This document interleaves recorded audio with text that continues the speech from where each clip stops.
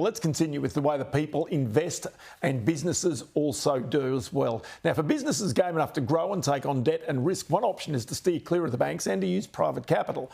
One of the biggest providers in Australia is our sponsor, Trobe Financial. And this week I caught up with its chief executive, Chris Andrews, and just asked him how, if conditions make it more dangerous right now for private credit investors. It's actually a really good time for private credit, Ross. And I'd say first, when you think about investors, the news cycle is not the investment cycle. The investment cycle should be long-term and you should be looking through the headlines. But right now, when you see volatility in public markets, to have some uncorrelated exposures, defensive exposures in private credit actually is a really wonderful part of investors' portfolio and is supporting portfolio performance. Okay, so when you say defensive style exposure, what do you mean by that exactly? Well, within every asset class, Ross, there's a range of approaches that managers can take. When we think about private credit here at Trobe Financial, what we're focused on is a very conservative exposure to the asset class where investors get good, healthy returns, but have a lot of really strong asset backing. Our real estate private credit strategies, for example, here, Ross, run at sort of 64% LVR.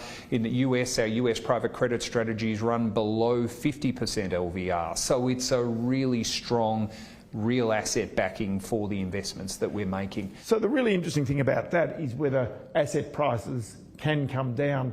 Donald Trump, again, will not rule out the prospect of a recession. Asset prices generally fall during that period of time. So it's a time when even your asset managers have to be pretty careful about the assets they have in the portfolio and those they let go. Quality of asset is always fundamental, Ross, and when you're thinking about assets, obviously investor has their own risk tolerance. Here, what do? We like assets that perform through the cycle. When we're building portfolios, of course there could be a recession. There might not be a recession in 2025. There might well be. There might be one in 26, 27, 28 or 29. You've got to build portfolios that perform not just when times are good, but when times are bad, because the one thing we know about cycles is that they keep on cycling and there will be tough times. And if you're not building portfolios resilient to that, Ross, then you're doing yourself a great disservice. So regardless of whether you're invested in equities or whether you're invested in private equity or whether you're invested as a private investor in individual businesses, sometimes there's a set and forget, and you often get that when people go into index funds. But when it comes to these other asset qualities, is now the time for set and forget, or is it time to be a bit more active?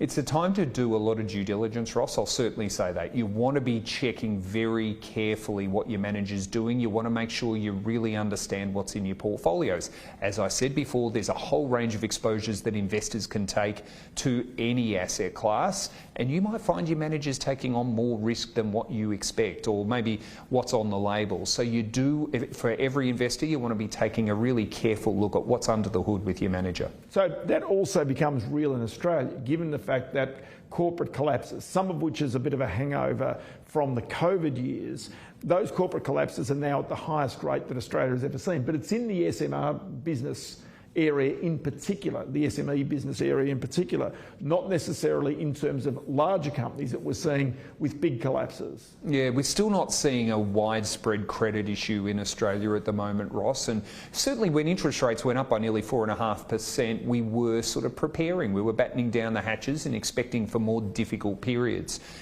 That hasn't eventuated, which is terrific. Unemployment stayed low.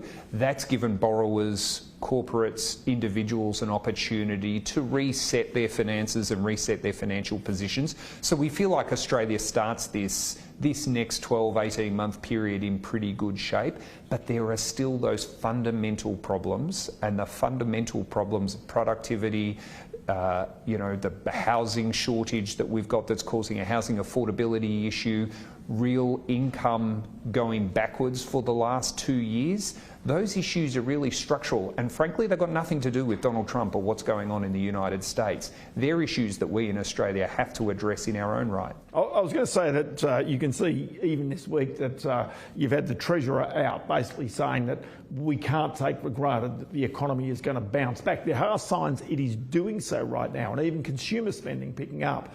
But with Donald Trump warning about short-term gain, Is this something that all investors, all the community, even Australia, have to be conscious of?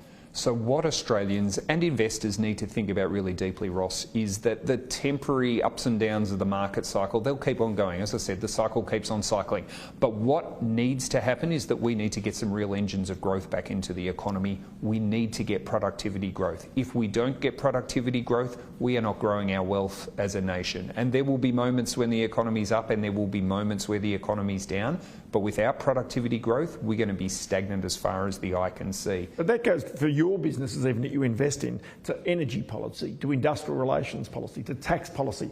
These are big issues even for government, aren't they? It's a whole of economy issue, Ross, and you've hit some of the really big nails right on the head there. We need cheap energy. We need really good labour productivity growth. We need a really far-sighted view as to where Australia can be competitive in the next 10 or 15, 20 years.